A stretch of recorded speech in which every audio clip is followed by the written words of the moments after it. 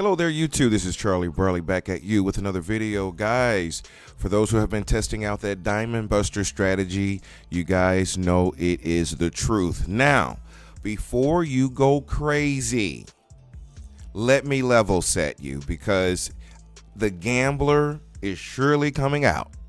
And how do I know?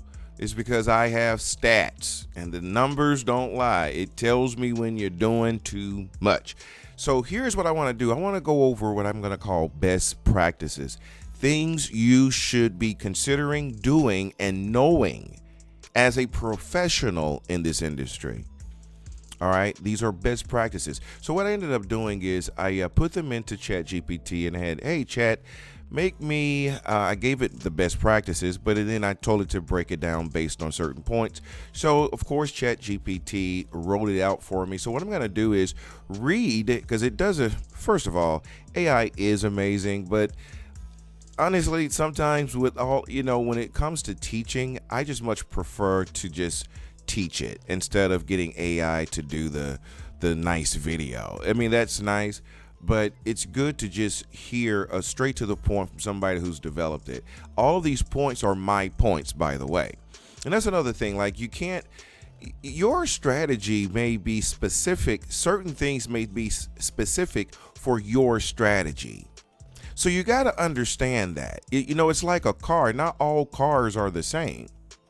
You may have a different engine block or a different transmission in one car versus another. It's not the same, even though it's a car. You know what I mean? All right, so let's just get right to it. So it says right here, SHADOWMAX trading software, professional best practices for long-term profitability. Introduction, this is not casual trading. Okay, this is definitely trading. It's not casual. It's really hands-on. SHADOWMAX is not designed for emotional, long sessions or reckless exposure. It is a probability extraction engine operating inside a pattern-based market. A pattern-based market. This is what we're in. This is the business we're in. It's a pattern-based market. I know, that we're used to words have power. They have meaning. That's the reason why they label things a certain way. They have different words. In a court of law, it's called the letter of the law that has to be decided, because words mean different things and they use word to alter behavior. So you got to understand what we're doing. This is a pattern-based market we're in. All right. This is how we're able to break down things by a certain percentage. But if you don't know those percentages and you don't understand it, you're going to gamble. Okay, so really pay attention to this video. It's going to be a good one. If you do not follow best practices, the edge will still exist, but you will not be the one capturing it. What follows are not suggestions. They are operational rules. Pay attention. Number one, best practice number one, win early, exit early, 1 to 3 units maximum. Okay? Your primary objective is to win early in a shoe and leave immediately. You should target 1 unit by default. No more than 3 units per shoe, preferably at the beginning of a shoe. Why is this mandatory? Variance does not distribute evenly across a shoe. Early shoe, cleaner patterns, lower entropy, fewer overlapping signals. Mid to late shoe, pattern congestions, counter signals, elevated volatility. SHADOWMAX trades patterns, not endurance. This couldn't be more very well said, AI. That's the reason why we do things a session is a shoe at the beginning of a shoe, particularly for this Diamond Buster strategy. Okay? At the beginning of a shoe, that's when you start. All right? No, 1 unit by default, no more than 3 units. Why do we say 1 unit by default? In your stats, go in your stats, you're going to be able to see where it says session start patterns. It's going to tell you how many times you're winning a unit at the beginning of a session. This right here, I actually made up these 2 losses right here. Otherwise, this has been 0, 0, 0, 0. This drawdown, minus 13, happened in a deep middle part of a shoe. This is the reason why you play at the beginning of a shoe.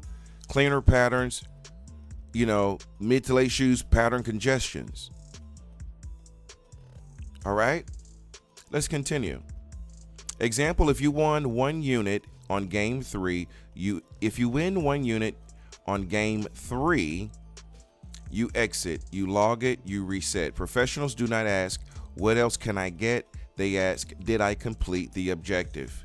All right. Now, can you say 3 units per shoe? Yes, you can. But you want to study the frequency rate of losses, okay? And gaining 3 units. It's easier to get 1 unit than it is to get 3 units. It's easier to get 3 units than it is going to be to get 10 units. You understand why that is, right? So you got to act according. So what would the landscape look like if you focused on 3 units a session?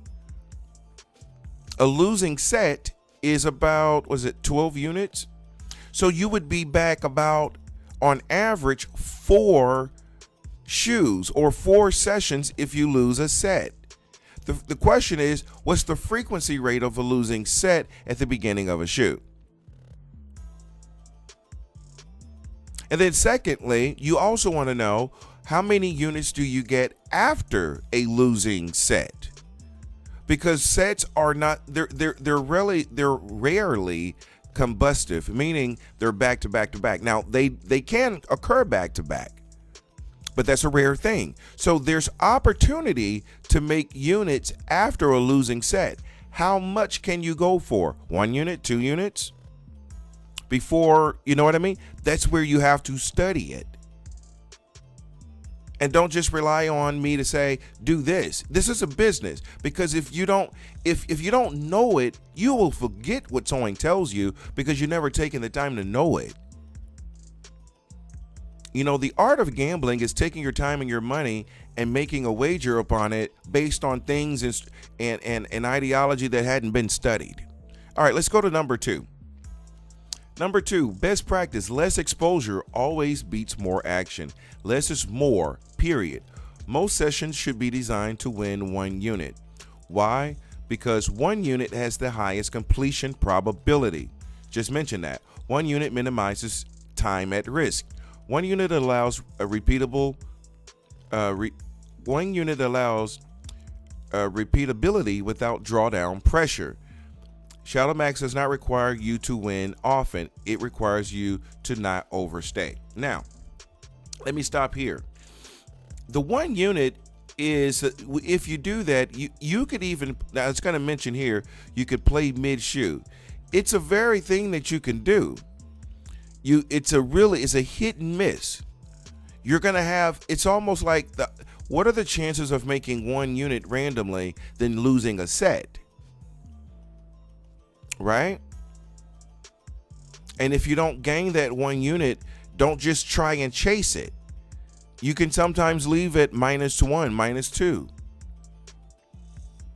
That sort of logic. Also remember that if you're playing for 1 unit. Well, you never chase anything anyway.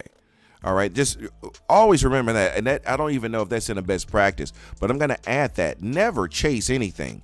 If it's not giving you the money quickly, if you're in a session where there's more losses, let's say, for example, let's look down here. Let's say, let me end this. Let's create a session.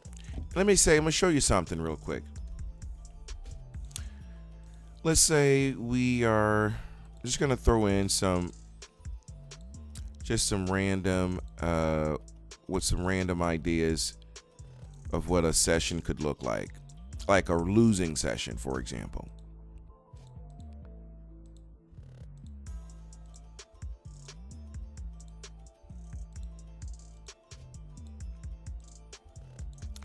All right, so let's say you were in a session. You see down here, you see the win rate, 30%, excuse me, it's under 50 for the session.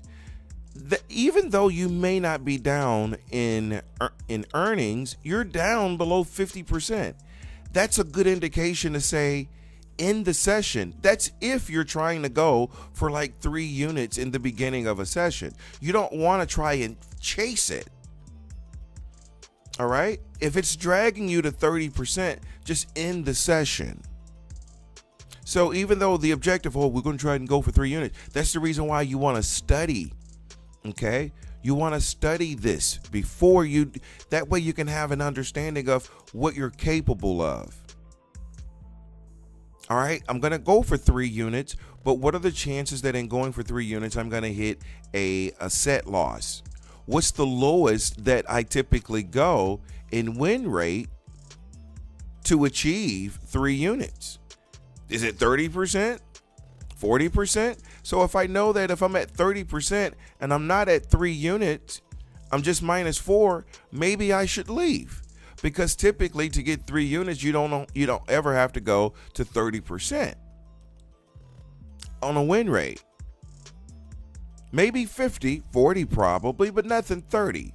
But that's something that you can take the time out as a professional, as a business, as a professional trader to know, because otherwise you're really just gambling this. Think like a trader.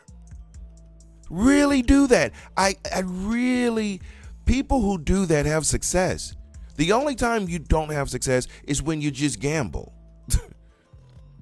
Numbers don't lie, all right? And you'll have all kind of stats you can go into and look at the frequency rate, like I said, that I showed you before, the frequency rate of winning in the beginning of sessions, recovery after losses. It'll show you what happens after, if you lose this 2 times in a row, how often do you win? I mean, I got the stats here. You can go in and look at how many consecutive losses, how many consecutive wins in a session, when you started the session, when you ended the session, what happened in between. Analyze your game. But let's go back to the best practices, because we're going to talk more about the best practices. All right, so we are at number 2. We talked about getting 1 unit. Less is always more. You're going to more than likely always get a unit. Okay, it's only when you're trying to go for more where you run into more variance. It's not that you can't overcome it. It's going to require what? More time. How much time? 3 hours. I didn't want to do it that long. Well, that's the reason you take the time and study it. And just use a little common sense. It will take more time to make 10 units than it would to make 2 units, right? So if it would take more time to make more, it'll take more time to redeem more. Especially if your window of playing clock is about an hour a day. You got to consider the manage over. You don't play to manage for a game. You play to manage for a season. All right. This is a seasonal thing. This is a business. You don't think about, just today. It's the year. What are we doing for the year? We do a yearly budget. Any corporation would do that. So you got to think this way. If you don't, welcome to gambling at a sophisticated level. Let's continue. Best practices: trade only when you are clear, focused, and unrushed. If you are not clear, you do not trade. That includes mental fatigue, emotional carryover, distraction, time pressure. SHADOWMAX rewards precision, not urgency. Example: 20 focused minutes is better than 2 distracted hours. The edge does not disappear because you stepped away. Really good. But discipline disappears quickly if you ignore this rule. Very good point. Let's go to 4. Best practice number 4, consistency. It's non-negotiable. You do not change behavior because of outcomes. Very good one. Your rules remain the same after wins, after losses, after streaks, after drawdowns. If your rule is 1 unit, it stays 1 unit always. Professionals trade process, not emotion. Okay? That's where study comes in at. Stop losses come in at. Without process, the stop loss really, is tied into how we play. It's about losing a set, okay? If you lose a set, how many units can you typically get after a losing set? I would typically go for no more than 3 to 5. However, less is more. Get 1 or 2. Stay on the same path of achieving 1 or 2 units in a session. 2 units is a really good number. All right? But whatever that is, you got to stay consistent to it. You can't have a day, for example, you had a day, let's say you started the day, you had a set loss, you're at minus 12. Now you play a little bit longer, now you're at minus 7. And then you come back to another set. Just say, for example, this is a day that you had another set loss. And then at the end of the day, you're at minus 15. And you say, I'm going to take 3 days off. Imagine being a business owner doing that. You gotta stay consistent. It works over time, but you've got to stay consistent to the schedule. Okay? I'm not looking for people who are just want to be casual gamblers. You don't need this to be a casual gambler. You could just casually gamble. All right, let's continue to go.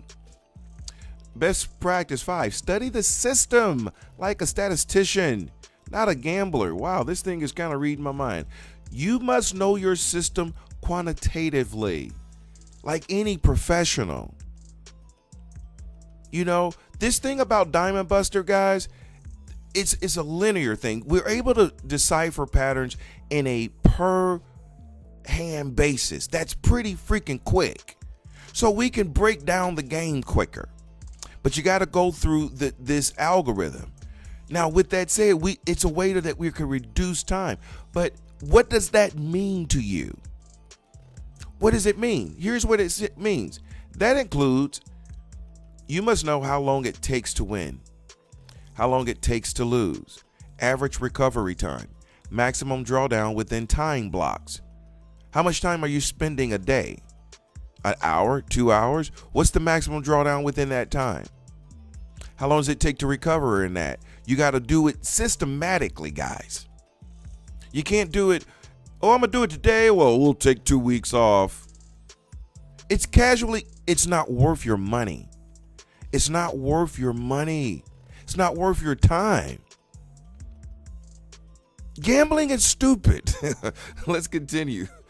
All right, so it says, you should be able to answer, how many units do I usually earn after a losing set? How often does recovery occur within the same shoe? Well, recovery typically never fully happens within the same shoe. If you lose a set at the beginning of a shoe, you typically don't recover the same shoe. Okay, so you shouldn't try and even recover on the same shoe. How many shoes does it typically take? Now, there we go. Now, that's where study comes in at. Don't let me tell you what it is. Find out. Because when you know it, you don't play with emotion. That's what it's almost like. Imagine being thrown into a lion's den. You think you'd be fearful? I know I would be, but a lion tamer wouldn't be. You know why? Because he studied the lion. That's the only difference between you and the tamer. It's the study part. But the other difference is the fear because of a lack of knowledge. All right. Never chase losses. Recovery has a ceiling. Well, everyone knows that, but not everyone does it. The reason we chase losses is because we don't know the caps. We don't know how much we should make. We don't have a ceiling. We don't have a stop loss. We don't have a stop win. I'm telling you, the stop loss can be after a losing set, you can stop. But there is leverage that happens after a losing set. There's money that can be gained. All right? You should look into that. After a losing set at the beginning of a shoe, the very next shoe, what's the probability of losing games 3 and 4 or losing a set at the very beginning of a shoe? Or not making any units at the very beginning of a shoe? Those are leverage points. You don't have to chase. The game will give you its business. I don't know if I mentioned too, Separate bankrolls. I think it's going to mention that. Tied to bankroll. Yeah, it's going to go there. All right, but recovery has a ceiling, guys. You don't have to chase it. You just got to study where your points are. Which you should be going for 2 units a session. That's a good number. And quitting. A session is the start of a shoe. That's how we judge it. What typically happens if we lose a set at the beginning of a shoe? How many units can you gain after that? You never have to chase, you just have to know. All right, so it says if your data shows you average 2 to 3 units after a losing set, you stop at 2 to 3 units, you don't push for 10. You exit and reset. Recovery has limits. Best practice number 7. How much time do I have? 20 minutes. All right. Sorry, I didn't mean to be this long. Compound intelligently. Always tied to bankroll. Another thing I think a lot of us don't do is when we're growing, we need to stay compounding, guys. That's the whole point of this type of a business. You can compound here. Meaning, if you're at a $2,000 bankroll, your minimum shouldn't be stuck at a $1,000 bankroll. So if it's 1% at 1,000, it should be 1% at 2,000. Not just stay at 1% at 1,000 and you just have 2,000. You're not compounding it. You're going to take all year to make money. All right. So just remember, compound intelligently. Stay connected to that base minimum 1%. 2% when you understand more of what you're doing. 3% when you're a professional. But if you're just starting out, 1%. Best practice number 8, identify and exploit high opportunity areas. We talked about that after a losing set, after games 3 and 4 have failed. I'm going to do a video talking about this. This is another way of playing. Just simply playing games 3 and 4. It ain't but a 1-2 progression. And because we play hand for hand, you're going to hit games 3 and 4 often. And you could play through an entire shoe doing it that way. I'm going to do a video talking about that separately. All right, but this is a part of the system. We'll do another video talking about that, so stay tuned to that. In statistical rare back-to-back losing zones, a back-to-back losing zone is any games 3 and 4, back-to-back. That will constitute a losing set. So if you lose games 3 and 4 of a set back-to-back, that's a rare thing, very rare, especially shoe to shoe. And those are areas where if you have an additional bankroll, like it says down here, you do not use your primary bankroll. High opportunity trades require a separate supplemental bankroll, smaller than your main bankroll, specifically allocated for variance-based opportunities. That's it, okay? You don't use more. That's called gambling when you're using your bankroll. This is to pay the taxes and everything with. This extra stuff, you need just a little bit extra money for it, okay? We don't, just because it's not a part of the system. That's why we need a supplemental bankroll for it. We stick to the system. We stick to the process. We stay consistent, like one of the instructions said earlier. Under games 3 and 4 is opportunity zones. Like I said, I'm going to do a video talking about this. So stay tuned to that, because we're going to talk about games 3 and 4 are real heavy opportunity zones. Final statement. Read this carefully. SHADOWMAX does not reward greed, impatience, overconfidence, confidence, and recklessness. It rewards small wins, controlled exposure, statistical understanding, disciplined under pressure. Discipline under pressure. What is pressure in what we're doing? Pressure is a lack of knowledge, not knowing or doing this enough to know where your points are. But I'm telling you, if you get used to just earning 1-2 units in a session, that's how I made 90 units, guys. I made 90 units in like 2 weeks. I got other users who've already tried this who've been making units like that with $5 and $10. You don't even have to do it at a large amount. But you still got to be disciplined. You still got to think like a trader. If you trade like a professional, the system will play like one. If you don't, it won't. It's just that simple, guys. ShadowMaxTrading.com. Come here and take advantage of the free trial while it still exists. Unfortunately, people take advantage of those trials, so we can't keep them out there for long. I'm going to be doing more videos like this, so please stay tuned. I got another video talking about games 3 and 4. It's another way of playing it, less risk, and because we're pretty much doing this on a linear basis, meaning hand for hand, we run into those games kind of quick. And I'm gonna show you how to play those games and make some money real quick doing that. With that said, thank y'all so much for watching. Join the team, man. ShadowMaxTrading.com. Join the team. Watch these videos, read them, study them, or not read them, but study them and make them a part of your business journal, your diet when it comes to trading in this market using this software and process. Until the next time, guys, peace.